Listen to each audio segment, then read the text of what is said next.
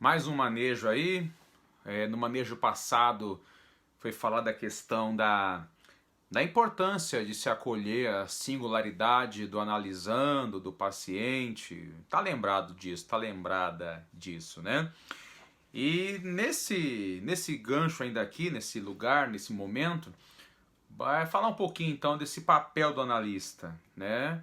O gancho em relação ao manejo passado.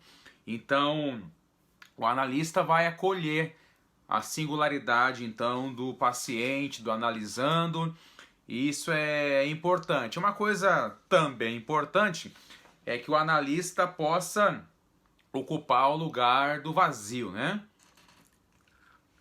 O lugar do vazio é um lugar importante o analista ocupar para que essa acolhida então seja importante e aconteça no setting analítico. Então é bem isso mesmo. Para que isso aconteça, então para que essa acolhida da subjetividade do analisando aconteça, o analista tem que abrir mão da sua subjetividade. Olha que interessante. Para que uma subjetividade entre em cena, que é a do analisando, a do analista tem que sair de cena.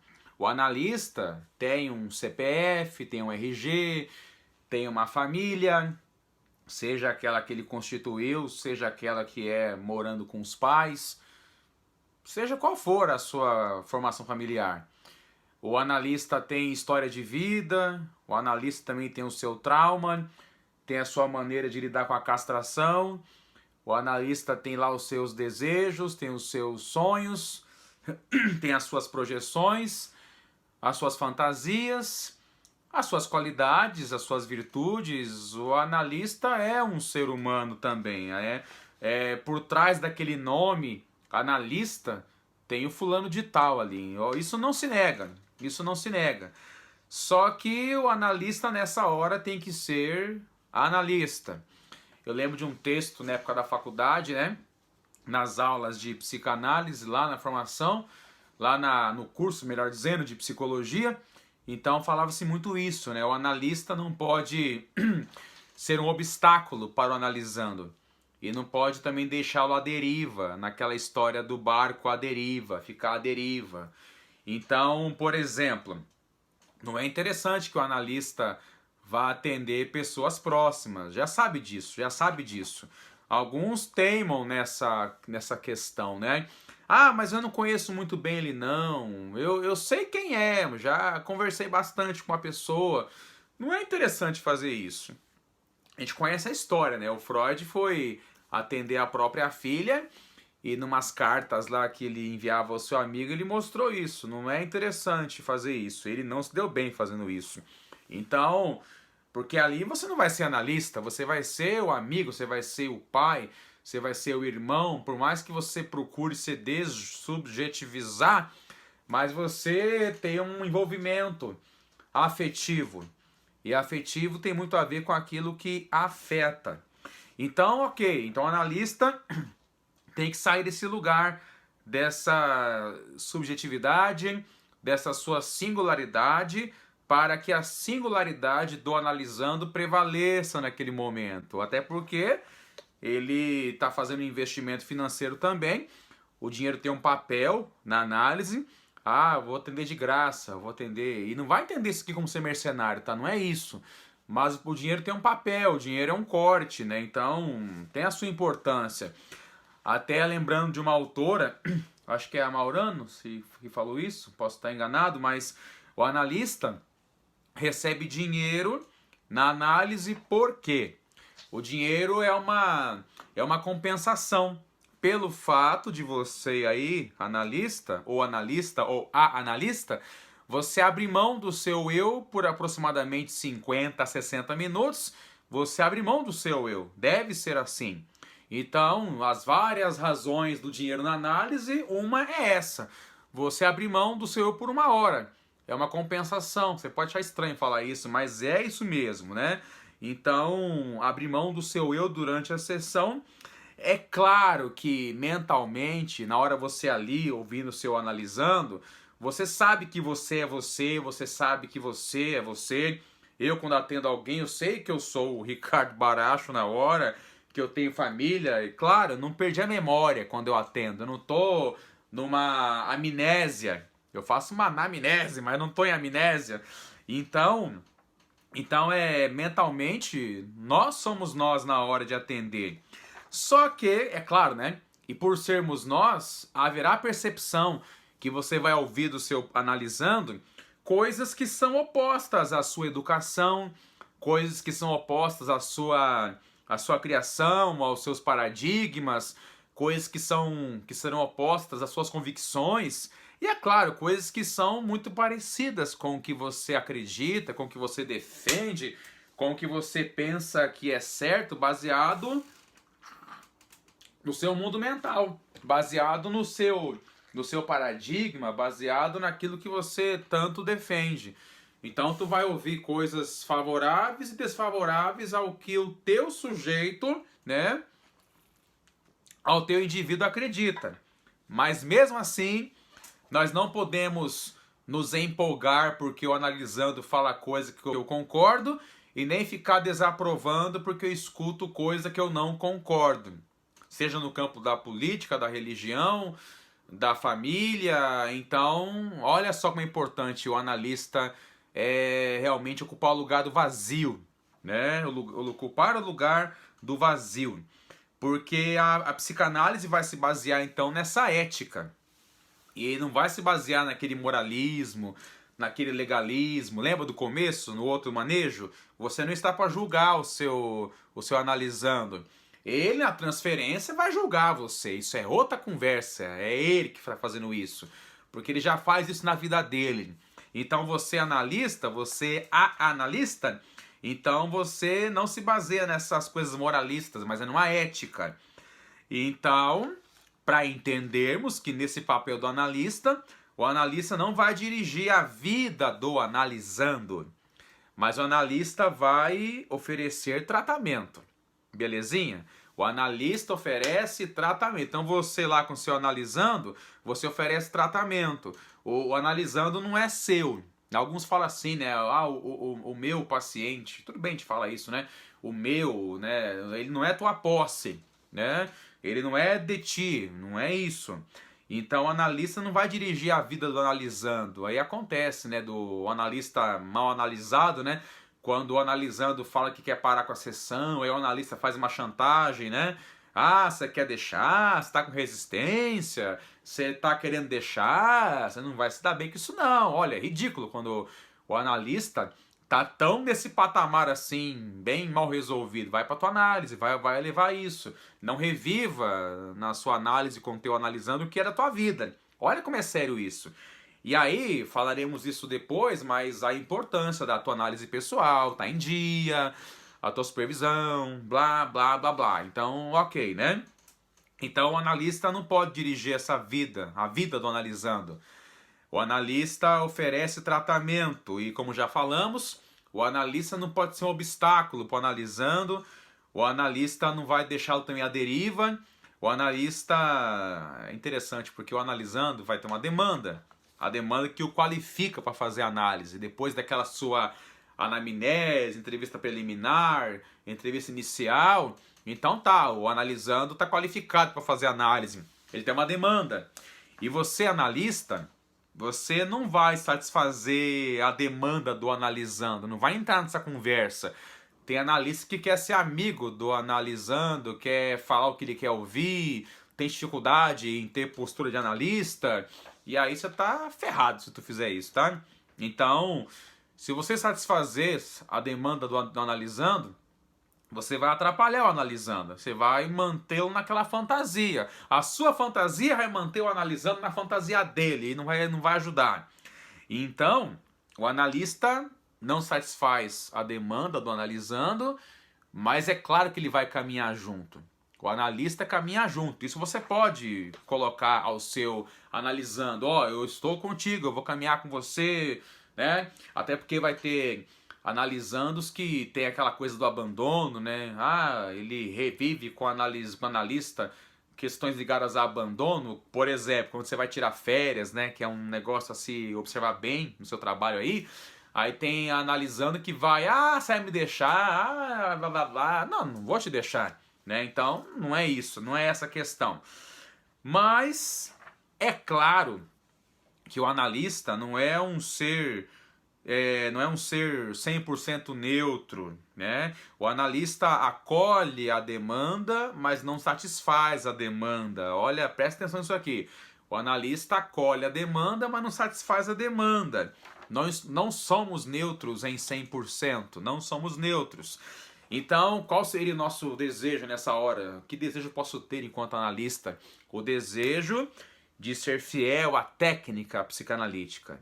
Isso sim, o desejo de ser fiel à técnica psicanalítica. Não vai cair naquela conversa de que eu tenho que curar o paciente, eu tenho que fazer ele sair melhor da análise, eu tenho que ser um motivador. Lembra? A psicanálise não é consultoria, não é essa coisa de motivacional. Eu sou um palestrante motivacional e você entrou chorando e você vai sair sorrindo. Entendi que não vai ser assim.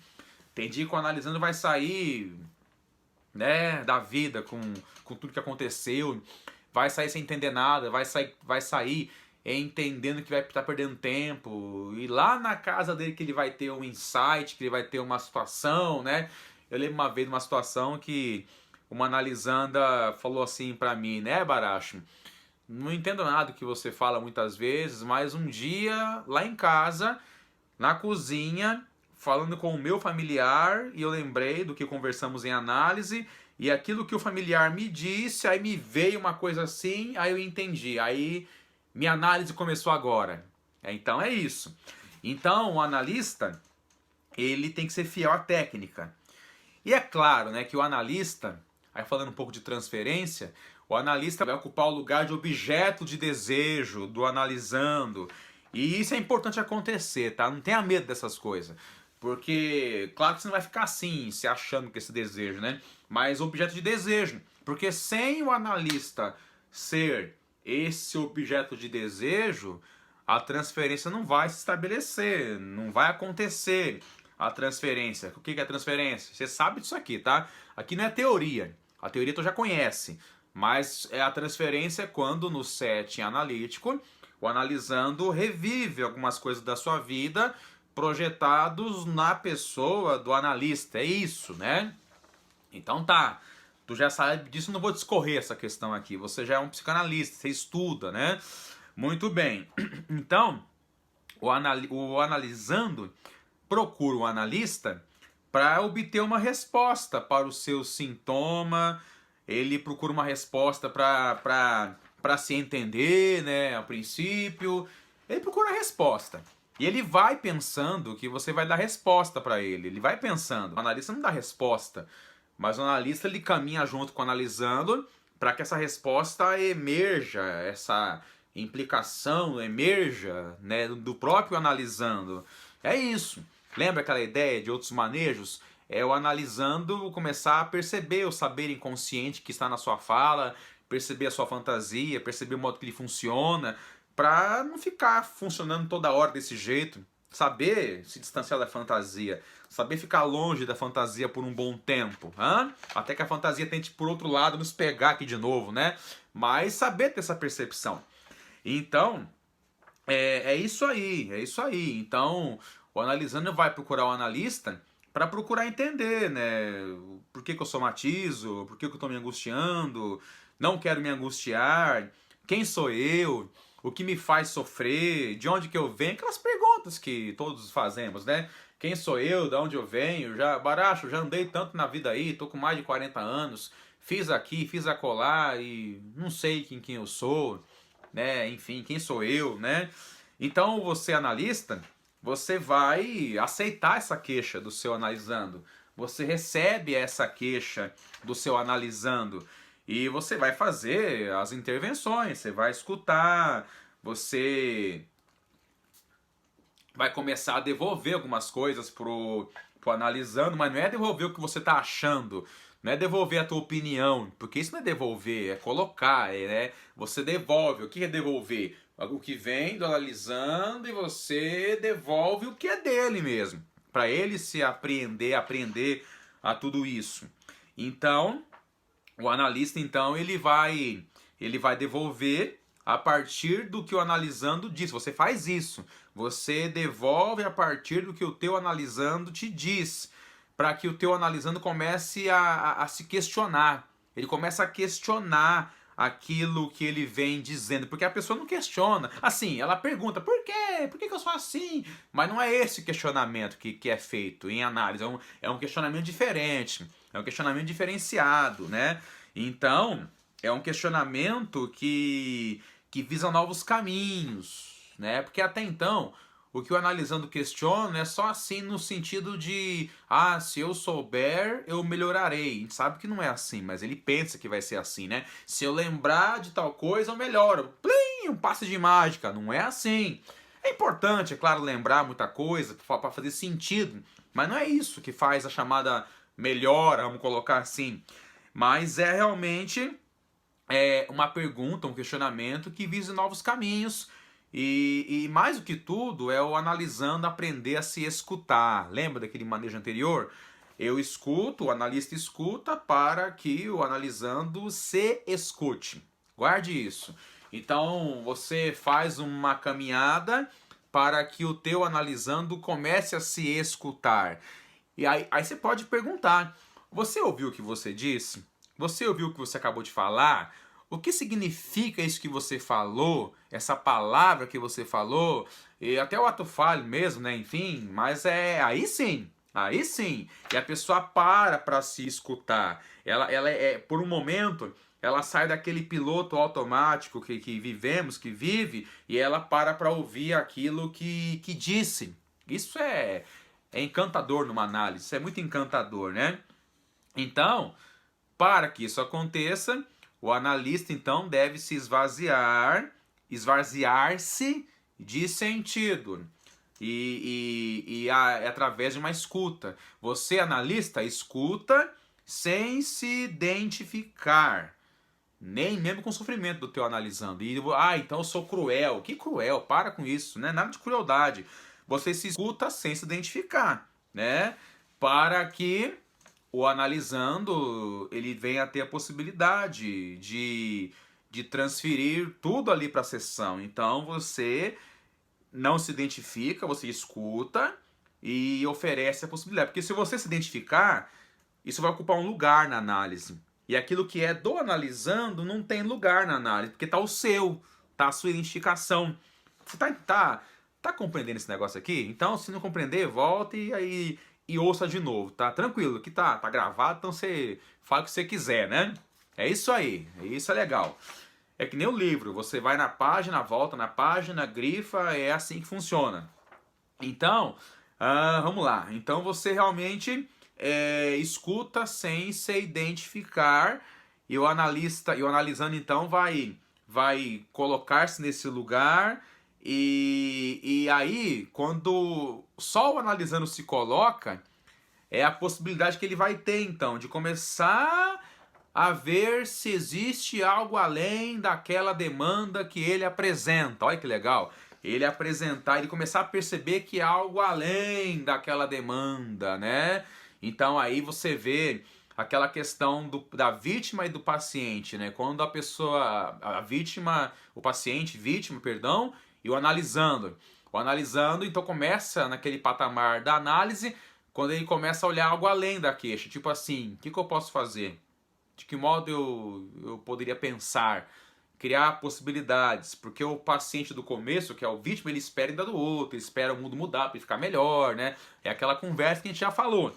Então, deixa só ficar ali realmente a manifestação do analisando. É importante isso, mas é claro que quando o analisando começa a se manifestar, ele começa a se abrir, vem aquela resistência, né? Que a gente pode falar isso depois também, enfim. Vai falando durante os próximos manejos, né? Nada assim pontual, nada assim organizado, né? É associação livre, tá? Esses manejos aqui, tá? É bem informal mesmo. Então, não é índice, não é sumário, tá? Então, é interessante porque o analisando, ele começa então a se manifestar cada vez mais, ele começa uma hora a perceber, opa, aí vem a resistência. Aí ele vai querer inverter a conversa, né?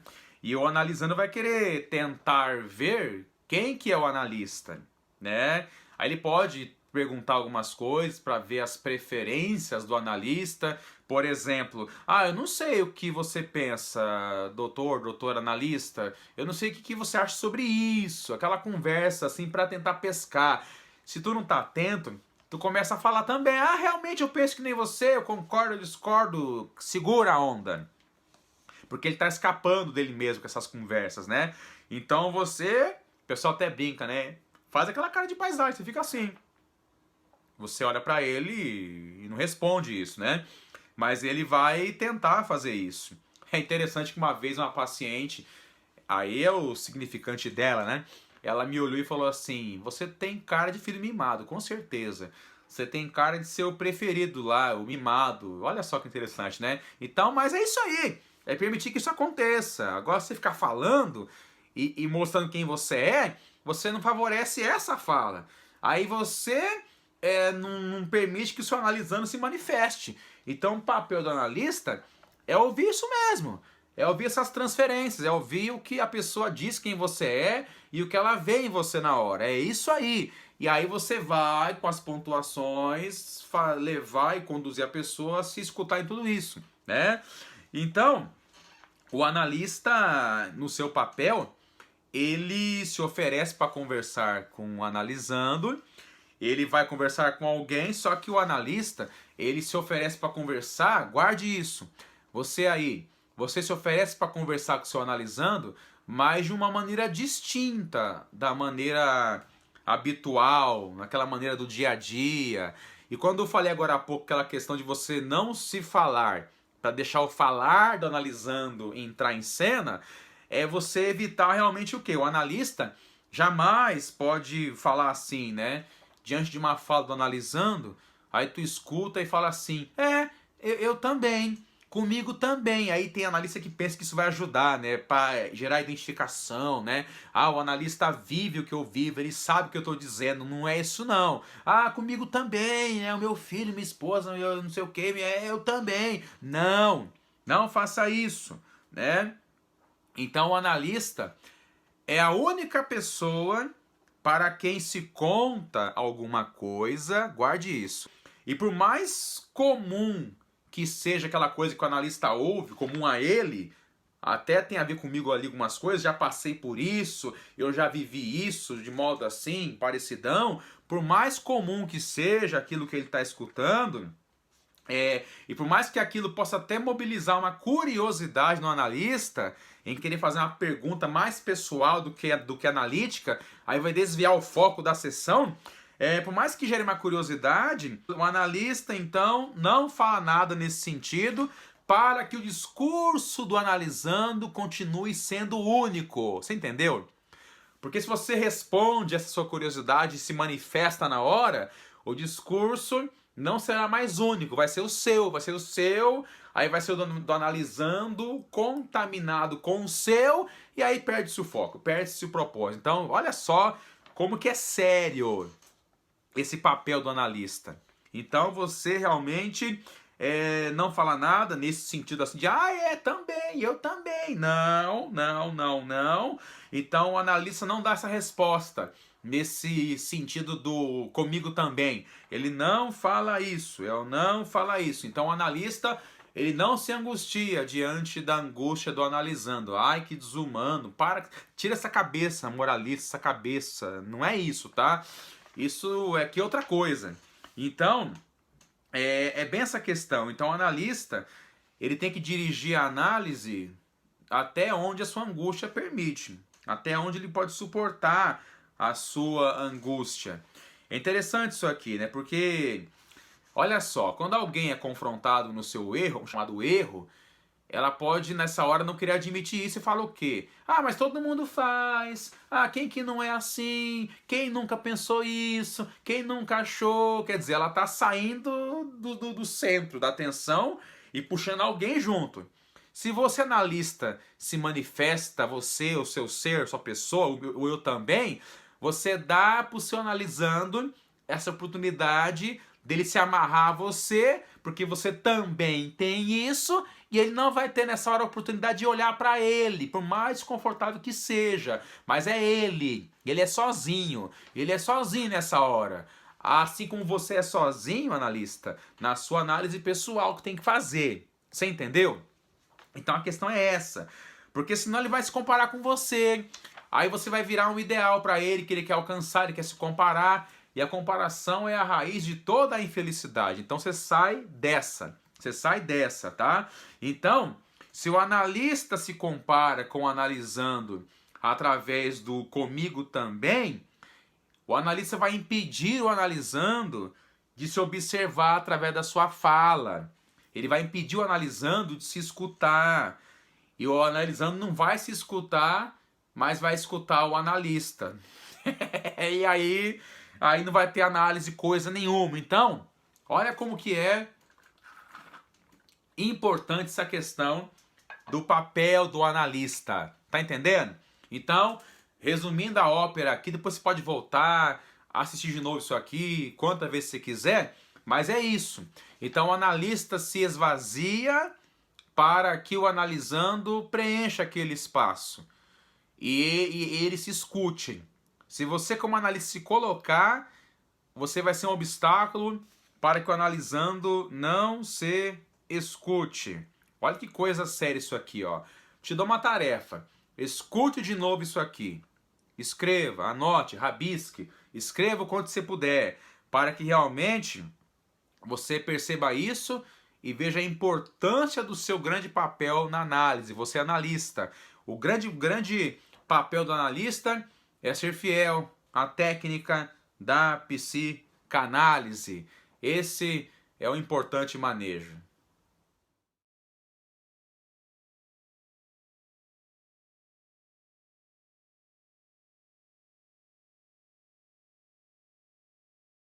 E aí, o que você achou dessa aula? Essa aula, para mim, é uma das mais importantes do manejo psicanalítico. Porque se o analista não souber qual que é o seu lugar no setting analítico, ele colocará tudo a perder no seu trabalho. Por mais que o analisando ali queira fazer análise e queira, enfim, se escutar, mas o analista acaba se tornando um obstáculo para o analisando. Muito bem. Ó, obrigado pelo seu carinho. Obrigado por ter assistido esse vídeo dessa aula aqui, mas não para por aqui. E a você aqui que está sendo fiel com o nosso trabalho, eu só tenho a agradecer. Muito, muito, muito agradecer a você. E como expressão da minha gratidão, olha só, depois de amanhã eu vou te fazer, olha só, um lançamento exclusivo do manejo psicanalítico para você num preço muito sensacional, sensacional. Depois de amanhã eu converso com você e com muito carinho te apresentarei essa proposta, esse valor sensacional do manejo psicanalítico. A você aí, ó, obrigado por participar conosco até aqui. Um abraço.